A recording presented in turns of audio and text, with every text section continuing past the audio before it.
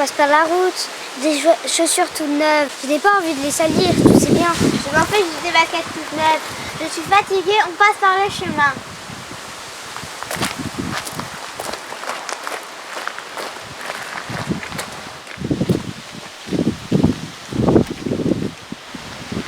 Puisque c'est comme ça, je rentre chez moi.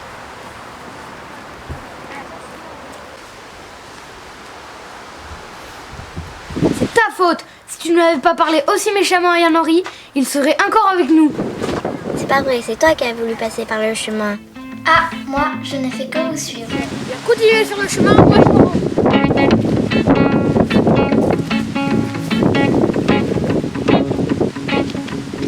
Qu'est-ce qu'on fait? On va le chercher ou pas? Je ne sais pas si on va le chercher. On n'aura pas le temps de brosser Verdi. Ouh là là, mais c'est l'heure que je veux faire mes devoirs, moi.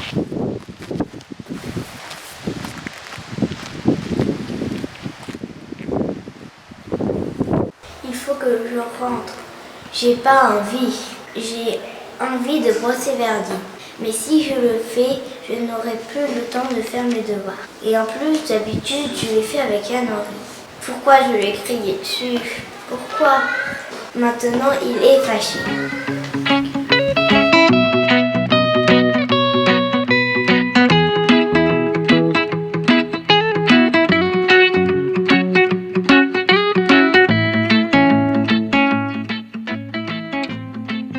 Mais pourquoi je les ai suivis? On aurait très bien pu faire le tour.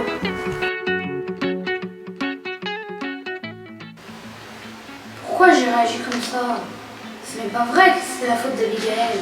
Je savais très bien qu'Yann-Henri ne voulait pas salir ses chaussures. Puis j'étais pressée d'entrer juste pour regarder la télé.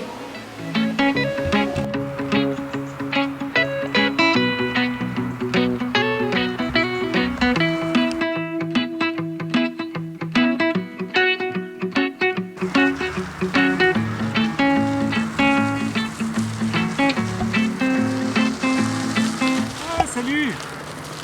Salut Tristan. Alors, ça fait plaisir de te voir. Comment ça va? Ouh, t'as pas une bonne tête. Attends, je pose ma monture et tu vas me raconter tes malheurs. Allez, viens Tristan. Ah, ça fait un moment qu'on s'est pas vu. Alors, raconte-moi.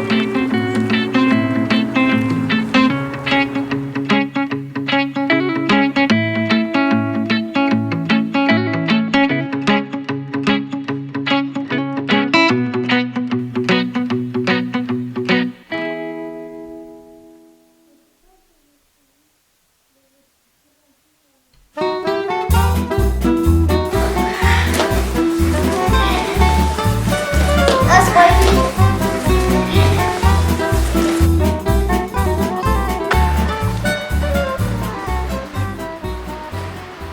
Jésus se mettait en route quand un homme accourut et, tombant à ses genoux, lui demanda « Bon maître, que dois-je faire pour avoir la vie éternelle en héritage ?»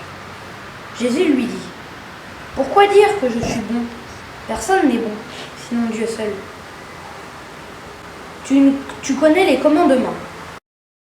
Ne commets pas de meurtre, ne commets pas d'adultère, ne commets pas de vol, ne porte pas de faux témoignages, ne fais de tort à personne, honore ton père et ta mère. » L'homme répondit « Maître, tout cela, je l'ai observé depuis ma jeunesse. » Jésus posa son regard sur lui et il l'aima. Il lui dit « Une seule chose te manque. Va, vends ce que tu as et donne-le aux pauvres. Alors, tu auras un trésor au ciel. Puis viens, suis-moi. » Mais lui, à ces mots, devint sombre et s'en alla tout triste, car il avait de grands biens.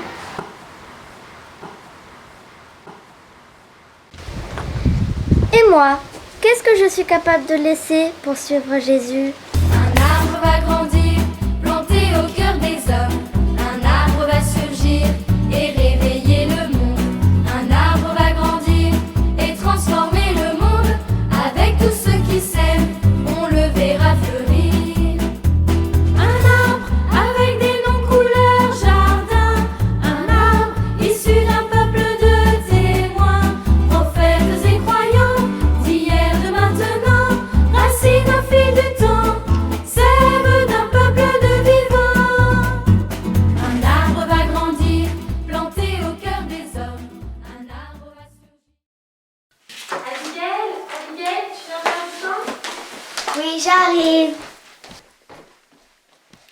Du coup, on peut faire du pain. Alors là, il y a la farine, le sel et l'eau. Et tu mets tout dans le bol et tu pétris.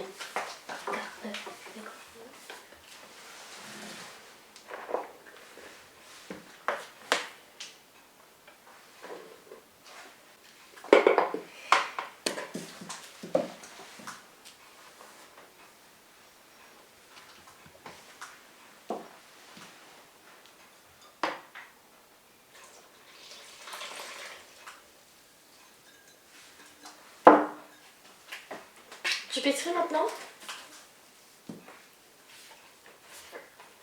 Oh mince, on a oublié de mettre la levure. C'est pas grave, parce que vu que le tout, il y en a un tout petit peu, c'est pas très grave. Bah c'est ça qui va faire monter le pain, c'est un peu plus important. Alors là, je ne te crois pas. Et ben on va faire une expérience. On laisse celui-là sans levure et on en fait un autre pain avec de la levure. D'accord.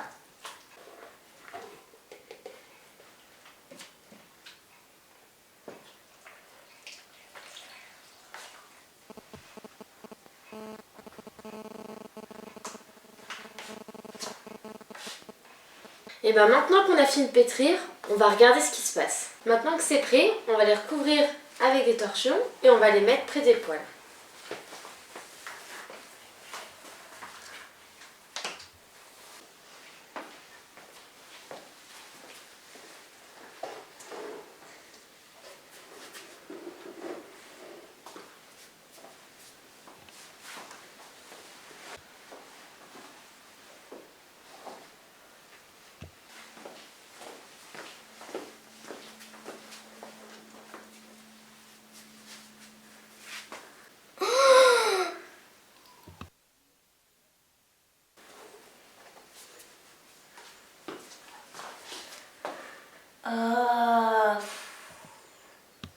Un arbre va grandir et transformer le monde.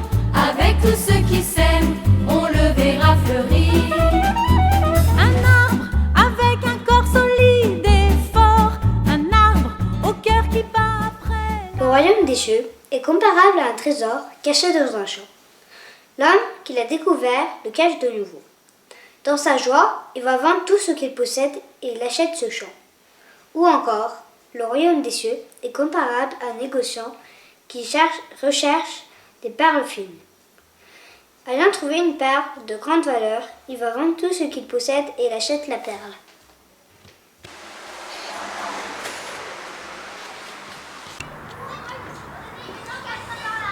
Voilà, mais écoute, c'est vachement intéressant ce que tu me racontes. Donc tu es sensible un peu à, dans la vie, que tu rencontres beaucoup d'hommes et de femmes qui ont des qualités et des défauts, quoi. C'est ça? Qu'est-ce qu'un méchant et qu'est-ce qu'un juste? Du coup, c'est ta question, à travers tout ce que tu as vécu, là, qu'est-ce qu'un méchant et qu'est-ce qu'un juste? Ah oui, parce qu'on est touché, ça, hein, par la méchanceté ou alors par la bonté, la justesse des uns et des autres. Ouais. Écoute, moi, dans mon expérience, souvent, ce qui m'aide à comprendre ce que sont les hommes et leur comportement, c'est d'aller chercher dans la Bible, dans la parole de Dieu, justement, de quoi éclairer ma vie. Et les justes et les méchants, on en parle dans la Bible. Et je vais aller chercher parce que dans le premier des psaumes, dans le psaume numéro 1, il y en a 150, hein, mais dans le premier, les psaumes, c'est des prières qui nous sont transmises pour apprendre à prier. C'est un très beau livre, les psaumes. Eh bien, on parle des justes et des méchants. Alors, je le prends, et dans ce livre des psaumes, c'est le plus gros livre de l'Ancien Testament, eh bien, tu as le méchant. Heureux l'homme qui ne prend pas le parti des méchants, et le méchant, on dit de lui qu'il est comme de l'herbe que disperse le vent, et surtout qu'il se plaît à s'asseoir au banc des moqueurs. Tu vois, le méchant, c'est quelqu'un, il est toujours centré sur lui-même, à ses idées et à ses mauvaises pensées, et il fait du mal avec sa langue, il fait du mal avec ses paroles. Voilà, c'est quelqu'un qui embrouille un peu les choses, qui ne sont pas simples. Voilà. Alors que le juste, il se plaît à la loi du Seigneur et il récite sa loi jour et nuit. Tu vois, on veut nous dire que le juste, c'est quelqu'un qui vit en compagnie du Seigneur. Quand tu aimes quelqu'un, tu écoutes sa parole, tu te souviens de ce qu'il a dit. Voilà, ça fait ton plaisir, ça nourrit ta foi. Et ce juste, eh bien, il ne se perd pas avec le méchant, et il porte du fruit. Il est comme un arbre planté près d'un ruisseau, il porte du fruit, voilà. C'est-à-dire qu'il grandit, voilà. Il n'est pas complètement resserré sur ses mauvaises pensées. Voilà, et dans ce psaume, on nous dit qu'il y a deux voies. C'est un grand thème, ça, dans toute la Bible. Il y a deux voies qui se présentent à nous. Soit la voie du juste, soit la voie du méchant. Soit la voie de la vie, soit la voie de la mort. Et à mon avis, souvent il faut être de ceux qui préfèrent être justes et vivre dans l'amitié du Seigneur et dans l'amour de ses frères, plutôt que d'être toujours centré sur ses propres pensées, toujours, et à vouloir faire du mal avec ses paroles. Alors tu sais, le gros problème, Tristan, c'est que toi comme moi, eh bien, on est tous les deux un peu justes et un peu méchants. Dans notre cœur, c'est partagé. Tu vois. Alors Jésus a bien compris ça d'ailleurs, parce que dans le Nouveau Testament, il nous raconte des paraboles. Tu connais les paraboles? Oui. Vous en avez lu déjà avec tes copains? Oui, un petit peu. Ouais. Eh bien, il raconte beaucoup d'histoires. Jésus, on se demande d'où ça sort d'ailleurs. Il nous parle d'un champ avec des perles, il nous parle du royaume des cieux, etc. Et très souvent, c'est des histoires qu'on a du mal à comprendre. Mais il nous raconte une histoire pour nous aider à faire une traversée, pour essayer de changer nos vies. C'est-à-dire que Jésus nous dit, je connais ce qu'il y a dans votre cœur, mais moi je vais vous apprendre à vivre selon les règles du royaume de Dieu, selon la loi de l'évangile, selon l'esprit des béatitudes. Tu vois. Et alors c'est des histoires qui nous font faire des traversées. Ça c'est très important, les paraboles, ils nous parlent pour changer notre vie. Alors, il nous dit, dans ton cœur, il y a du bien et du mal. Toi Tristan, comme moi Guillaume, eh bien on est quelquefois juste et quelquefois on est méchant. Mais notre espérance, c'est que au dernier jour, eh bien, Dieu fera la lumière dans notre cœur. Voilà, un jour on sera délivré de ça. Et ça commence maintenant, ça, parce qu'à chaque Eucharistie, à chaque fois qu'on prie, eh bien, à chaque fois que Dieu vient habiter un peu plus parmi nous, en nous, eh bien, on arrive à être plus juste et moins méchant. Ça t'éclaire un peu? Voilà. Mais va lire le psaume 1 et les paraboles.